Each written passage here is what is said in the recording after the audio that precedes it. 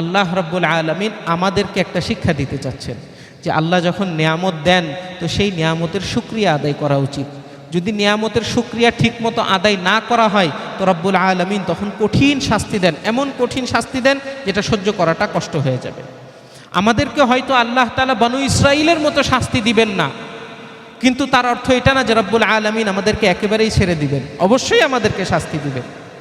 আজকে দেখেন, আমরা বাস্তবিক অর্থে মুসলমান হতে পারি নাই। একজন মুসলমানের যেরকম হওয়া উচিত ছিল আমরা সেরকম হতে পারি নাই। অত্যন্ত দুঃখ লাগে, মুসলমান আমরা, নামে মুসলমান, কাজে মুসলমান না।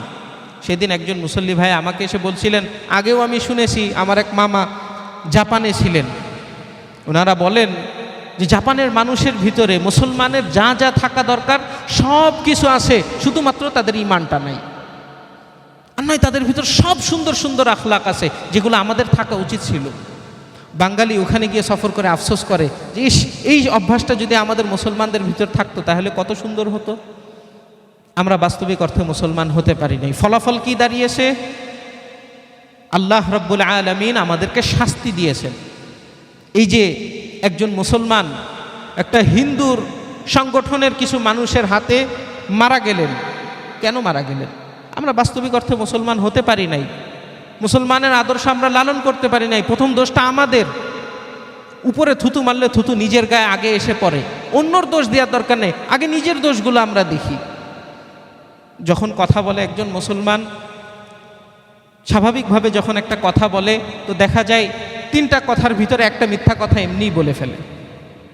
আল্লাহ রাসূল সাল্লাল্লাহু আলাইহি ওয়াসাল্লাম বলেন, ইদা কাযাবাল আবদু তাবাআদা আনহুল মালাইকাতু মাইলান মিন নাতিনি মা ইয়ানতিকু বিহি। আল্লাহ রাসূল বলছেন, বান্দা যখন মিথ্যা কথা বলে তখন তার মিথ্যা কথার দুর্গন্ধের কারণে ফেরেশতারা 1 মাইল দূরে চলে যায়, কাছে আসে না তার। আমরা মুসলমান, কথায় কথায় মিথ্যা কথা, উঠতে বসতে চলতে ফিরতে কেমন যেন সত্য কথা আমাদের পছন্দই হয় না। মানুষের কাছ থেকে আমি লুকাতে চাই, একটা মিথ্যা কথা বলে দিলাম, কেন? মুসলমানের এরকম হওয়া উচিত না। আল্লাহ রাব্বুল আলামিন আমাদেরকে সাচ্চা পাক্কা মুসলমান হওয়ার তৌফিক দান করুন। গোটা জীবন রাসূলুল্লাহ সাল্লাল্লাহু আলাইহি ওয়াসাল্লামের সিরাতের উপর চলার তৌফিক দান করুন এবং এই বনু ইসরাঈলের ঘটনা থেকে শিক্ষা গ্রহণ করে আমাদের বাস্তবিক জীবনে সেই শিক্ষাগুলোকে বাস্তবায়ন করার তৌফিক দান করুন। আমিন। ওয়া আখিরু দাওয়ানা আনিল হামদুলিল্লাহি রাব্বিল আলামিন। সুবহানাল্লাহি।